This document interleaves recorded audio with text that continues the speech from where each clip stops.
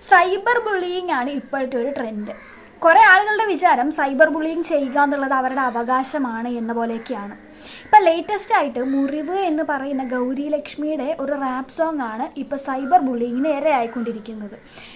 ഇതിന് മാത്രം ട്രിഗർ ആവാനും മാത്രം ആ പാട്ടിൽ എന്താണ് ഉള്ളത് എന്ന് എനിക്ക് മനസ്സിലാവുന്നില്ല. കുറേ ആളുകൾ വല്ലാണ്ട് ട്രിഗർ ആവുകയാണ് ഈ ഒരു പാട്ടിൽ. ഇനി ആ പാട്ടിൻ്റെ താളമാണോ പ്രശ്നം, രാഗമാണോ പ്രശ്നം? ഇനി ഇതൊക്കെ ഒരു പ്രശ്നമാണെങ്കിൽ തന്നെ നമുക്ക് ഇഷ്ടപ്പെടാത്ത രാഗവും താളവും ഉള്ള എന്തോരം പാട്ടുകൾ, എന്തോരം റാപ്പുകൾ ഈ ലോകത്തുണ്ട്. അതൊന്നും ഇത്രമാത്രം പ്രശ്നമായി ഞാൻ കണ്ടിട്ടില്ല. അപ്പോൾ എന്താണ് ഇതിനകത്തുള്ള പ്രശ്നം എന്ന് നോക്കിയിട്ടുണ്ടെങ്കിൽ അതിൻ്റെ വരി തന്നെയാണ് എല്ലാവരെയും ട്രിഗർ ചെയ്യിക്കുന്നത്. എൻ്റെ പേര് പെണ്ണ്, എനിക്ക് വയസ്സ് 8, സൂചി കുത്താനിടമില്ലാത്ത ബസ്സിനുള്ളിൽ അന്നെൻ്റെ കൊക്കിൽ തപ്പി വന്നവൻ്റെ പ്രായം 40. ഗൗരി ലക്ഷ്മി തന്നെ പറഞ്ഞിട്ടുള്ളൊരു കാര്യം എന്താണെന്ന് വെച്ചാൽ അവർക്കുണ്ടായിട്ടുള്ള ബാഡ് എക്സ്പീരിയൻസിൽ നിന്നാണ് ഇങ്ങനെ ഒരു റാപ്പ് ക്രിയേറ്റ് ചെയ്തത് എന്നുള്ള രീതിക്കാണ്. അപ്പോൾ അതിനെയൊക്കെ ഒരു സ്ത്രീ അവരുടെ ട്രോമ വന്ന് പറയുമ്പോഴേക്കും, അത് എക്സ്പ്രസ് ചെയ്യുമ്പോഴേക്കും അതിനെയൊക്കെ എടുത്ത് ട്രോള് എന്നൊക്കെ പറഞ്ഞിട്ടുണ്ടെങ്കിൽ തീരെ നിലവാരമില്ലാത്തവർക്ക് മാത്രമേ അങ്ങനെയൊക്കെ ചെയ്യാൻ പറ്റുള്ളൂ. അങ്ങനത്തെ കണ്ടൻറ്റുകൾ ഉണ്ടാക്കാനും സാധിക്കുകയുള്ളൂ. ഇപ്പോൾ 90% ഓഫ് ദി വുമൻസിനും ആ ഒരു പാട്ട് അല്ലെങ്കിൽ ഒരു റാപ്പ് എന്നുള്ളത് റിലേറ്റ് ചെയ്യാൻ പറ്റും. അതിൻ്റെ താളമോ രാഗമോ ഒന്നുമല്ല, അതിൻ്റെ വരികൾ റിലേറ്റ് ചെയ്യാൻ പറ്റും. കാരണം അവരത് അനുഭവിച്ചിട്ടുണ്ടാകും. നിങ്ങൾ തന്നെ നിങ്ങളുടെ ചുറ്റിനുമുള്ള അമ്മമാരോടോ പെങ്ങന്മാരോടോ ഒക്കെ ഒന്ന് ചോദിച്ചു നോക്കുക, അവർക്കത് റിലേറ്റ് ചെയ്യാൻ തീർച്ചയായിട്ടും പറ്റും. കുറേ അധികം ആളുകളുടെ പ്രശ്നം പെണ്ണുങ്ങൾക്ക് മാത്രമല്ല ഇങ്ങനത്തെ അനുഭവങ്ങൾ ഉണ്ടാക്കുന്നത്, ആണുങ്ങൾക്കും ഉണ്ടാവാറുണ്ട്. അപ്പോൾ എന്തുകൊണ്ട് എൻ്റെ പേര് ആണ് എന്ന് പറഞ്ഞിട്ടൊരു റാപ്പ് ഉണ്ടാക്കി കൂടാ എന്നുള്ളതൊക്കെയാണ്. അങ്ങനെ ഉണ്ടാക്കാം. പക്ഷേ ഒന്ന് ആലോചിക്കണം, ഒരു സ്ത്രീ വന്ന് അവരുടെ ട്രോമ പറഞ്ഞപ്പോഴേക്കും അവർ ഇത്രയധികം ബുള്ളിയിങ് നേരിട്ടു എങ്കിൽ ഈ ഒരു സമൂഹം എന്ന് പറയുന്നത് ആണുങ്ങൾ കരയാൻ പാടില്ല എന്ന് പറയുന്നൊരു സമൂഹമാണ്. അപ്പോൾ അങ്ങനെ ഒരു സമൂഹത്തിൽ ഒരു പുരുഷൻ എങ്ങനെയാണ് ധൈര്യമായിട്ട് വന്നിട്ട് അയാൾക്കുണ്ടായ ഒരു ബാഡ് എക്സ്പീരിയൻസ് പറയുക? നിങ്ങൾ തന്നെ ഒന്ന് ആലോചിക്കുക.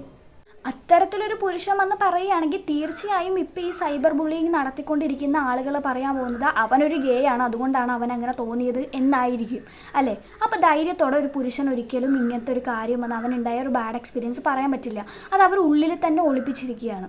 ഈ ചെറിയ കുട്ടികളായിരുന്നാലും വലിയ കുട്ടികളായിരുന്നാലും ആണായിരുന്നാലും പെണ്ണായിരുന്നാലും ഒരേപോലെ അവർ ഇത്തരത്തിലുള്ള ദുരനുഭവങ്ങൾ ഓരോ ദിവസവും അനുഭവിക്കുന്നുണ്ട്. അപ്പോൾ അവരത് എക്സ്പ്രസ് ചെയ്യുമ്പോൾ അതിന് ഇങ്ങനെ ബുള്ളിയിങ് ചെയ്യാൻ തുടങ്ങിക്കഴിഞ്ഞാൽ അത് പറയാനായിട്ട് ഓരോരുത്തരും മുന്നോട്ട് വരാൻ മടിക്കും. അത്തരത്തിലുള്ള അവസ്ഥയിലേക്ക് പോകും. ശരിക്കും ഇങ്ങനെയുള്ള കാര്യങ്ങളെ എടുത്ത് ട്രോളുന്നവരെ ശരിക്കും പറഞ്ഞാൽ നിലവാരമില്ലാണ്ട് ഇങ്ങനത്തെ കണ്ടൻറ്റുകൾ ഉണ്ടാക്കരുത്. നിങ്ങൾ വേറെ വല്ല പണിക്കും പോവുക. പിന്നെ കുറേ ആളുകൾക്ക് അവരുടെ വസ്ത്രത്തെ വിമർശിച്ചുകൊണ്ടാണ് വരുന്നത്. അവരൊരു പക്ഷേ സാരി ഉടുത്താണ് വന്നിരുന്ന് പറഞ്ഞതെങ്കിൽ ഞങ്ങൾ കേട്ടേനെ എന്ന് പറയുന്ന ആളുകളോട് ഈ 1 വയസ്സും 2 വയസ്സും 3 വയസ്സും ഒക്കെയുള്ള കുട്ടികളെയൊക്കെ സെക്ഷുവലി അബ്യൂസ് ചെയ്യുന്ന ആളുകളുണ്ട്. അപ്പോൾ അത്തരത്തിലൊരു സമൂഹത്തിൽ നിന്നുകൊണ്ട് ഇങ്ങനെ ഒരു വാദം പറയുന്നതിൽ വലിയ കാര്യമില്ല. അതിലിവിടെ എന്ത് ലോജിക്കാണുള്ളത് എന്ന് ആദ്യം ഒന്ന് ചിന്തിക്കണം. വസ്ത്രം എന്നൊക്കെ പറയുന്നത് ഒരാളുടെ സ്വാതന്ത്ര്യമാണ്. അതിപ്പോൾ നമ്മൾ ഏത് വസ്ത്രം ഇട്ടാലും ഈ പറയുന്ന കാമക്കണ്ണുകൾ അങ്ങനെ തന്നെ ആയിരിക്കും. ഈ പാട്ട് കേട്ടിട്ട് ഇത്രയധികം ട്രിഗർ ആയിട്ടുണ്ടെങ്കിൽ അതൊരു ഗ്രൂപ്പ് ഓഫ് പേഴ്സൺസിന് തന്നെയാണ്. പാട്ടിൽ പറഞ്ഞ പോലെ തന്നെ സെക്ഷുവലി അബ്യൂസ് ചെയ്യുന്ന കുറേ ആളുകളുണ്ടല്ലോ. അപ്പോൾ അത്തരത്തിലുള്ള ആളുകളും അവരെ സപ്പോർട്ട് ചെയ്യുന്ന ആളുകളും അത്തരത്തിലുള്ള കാര്യങ്ങളെ നിസ്സാരവൽക്കരിക്കുന്ന ആളുകൾക്ക് മാത്രമാണ് ഈ പാട്ട് ഇത്രയധികം ട്രിഗർ ആയിട്ടുണ്ടാവുക. അല്ലാതെ അതിൻ്റെ താളവും രാഗവും അതൊക്കെയാണ് പ്രശ്നം എന്നുണ്ടെങ്കിൽ ഈ നാട്ടിൽ ഇഷ്ടംപോലെ പാട്ടുകൾ ഇറങ്ങുന്നുണ്ട്. എല്ലാം നമുക്ക് ഇഷ്ടപ്പെടുന്നൊന്നുമല്ലല്ലോ. നമുക്ക് ഇഷ്ടപ്പെടുന്ന പോലെ മറ്റൊരാൾക്ക് ക്രിയേറ്റ് ചെയ്യാൻ പറ്റുമോ?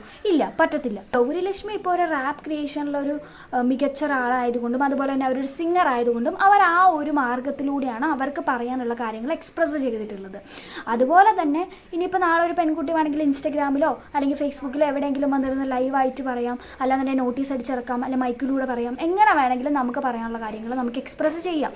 പക്ഷേ അതുപോലെ തന്നെ ട്രോളന്മാർക്കും ഉണ്ട് അവരുടെ അവകാശങ്ങൾ. അവർക്കും അവരുടെ അഭിപ്രായം എക്സ്പ്രസ് ചെയ്യാം. അവരുടെ അഭിപ്രായം ചിലപ്പോൾ ഈ സെക്ഷുവലി അബ്യൂസൊക്കെ നിസ്സാരവൽക്കരിക്കുന്ന തരത്തിലുള്ള അഭിപ്രായങ്ങളായിരിക്കാം. അതായിരിക്കാം അവർ എക്സ്പ്രസ് ചെയ്തിട്ടുണ്ടാവുക. പക്ഷെ നമ്മൾ ഒരാളുടെ ട്രോമയൊക്കെ പറയുമ്പോഴേക്കും അതിനെയൊക്കെ എടുത്ത് ട്രോളാക്കുക, അതിനെയൊക്കെ നിസ്സാരവൽക്കരിക്കുക എന്നൊക്കെ പറയുന്നത് ഭയങ്കര നിലവാരമില്ലാത്ത ഒരു കണ്ടൻറ്റ് തന്നെയാണ്. അതൊക്കെ ഇപ്പോഴത്തെ ഒരു സമൂഹത്തിൽ എല്ലാവർക്കും അങ്ങോട്ട് ആസ്വദിക്കാനൊന്നും പറ്റില്ല. ഇത്തരത്തിലുള്ള ട്രോളുകളൊക്കെ സ്ത്രീകൾക്കൊക്കെ ആസ്വദിക്കാൻ പറ്റുമെന്ന് ഞാൻ വിചാരിക്കുന്നില്ല. എനിക്കേതായാലും ആസ്വദിക്കാൻ പറ്റിയിട്ടില്ല.